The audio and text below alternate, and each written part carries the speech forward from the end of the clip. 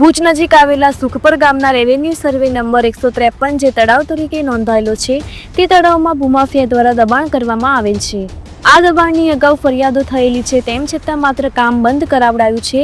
સત્તાપક્ષ સાથે જોડાયેલા લોકો હોવાથી અધિકારીઓ તેમના વિરુદ્ધ ફરિયાદ કરવામાં લાજ કાઢે છે, જેના કારણે આ વિસ્તારનો પશુઓ અને પક્ષીઓ પાણી પીવાનો તળાવ નષ્ટ થવા પામ્યો છે। ભુજની આસપાસ ભૂમાફિયાઓના આતંકના કારણે અનેક તળાવો નષ્ટ થઈ ગયા છે। નમસ્કાર, સમય સંદેશ ન્યૂઝમાંથી હું દતેશ ભાવસાર।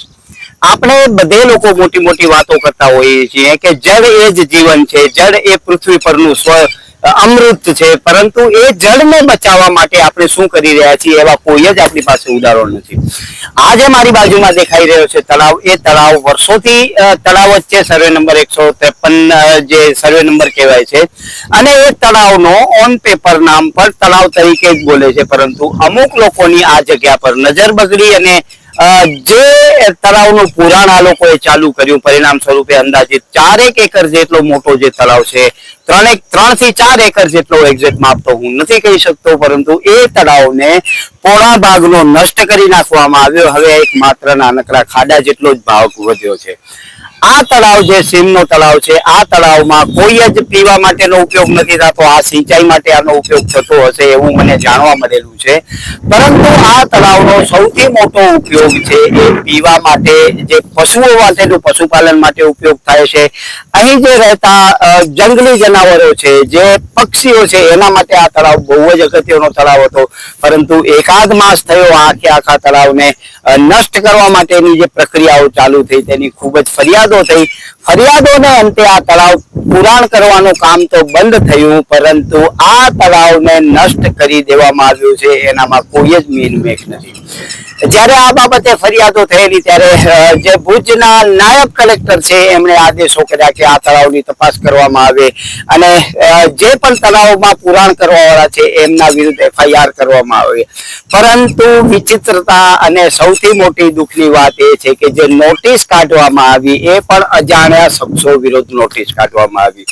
જ્યારે આ જગ્યાએ કામ ચાલુ હતું અને કામ ચાલુ થવાની ફરિયાદો થયેલી હતી ત્યારે એ ફરિયાદમાં ફરિયાદીએ જે JCB ચાલતા હતા એ JCB ના નંબર સહિતના ફરિયાદમાં ઉલ્લેખ કરેલો હોવા છતાં પણ જો માત્ર અજાણ્યા શખ્સો વિરુદ્ધ જો ફરિયાદ નોંધાતી હોય તો એનો મતલબ એ છે કે ભુજનો અને કચ્છ જિલ્લાનો વહીવટી તંત્ર જે આ તળાવ દબાણ કરવા વાળા છે, આ ભૂમાફિયાઓ છે, એમની સાથે સંડોવાયેલા છે એ સુનિશ્ચિત થાય છે।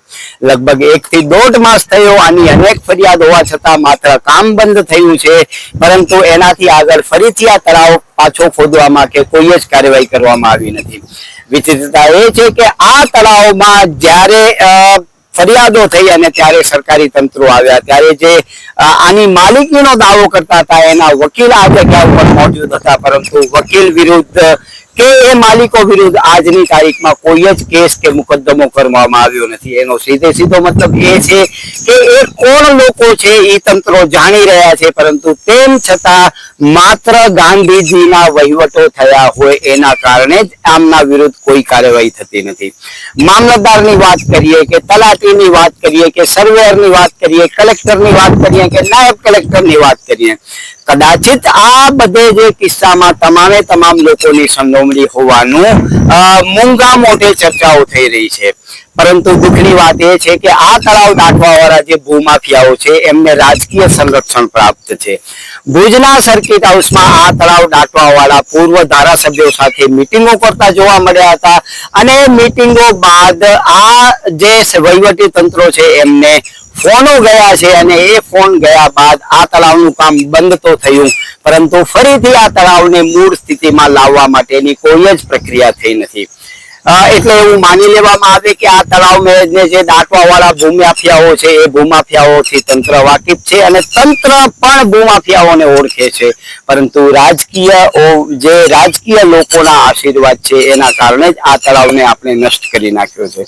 માત્ર આ એક તળાવની વાત નથી, આપણે અગાઉ વાત કરીએ તો જે ભુજની નજીકમાં પાર્વતી રાય તળાવ હતો, દભેરાઈ તળાવ હતો, પછી અન્ય જે સુરલપીઠ પાસેના તળાવો હતા, હાલમાં માધાપર પાસે બ્યુટિફિકેશનના નામ પર પણ તળાવને દાટવામાં આવે છે.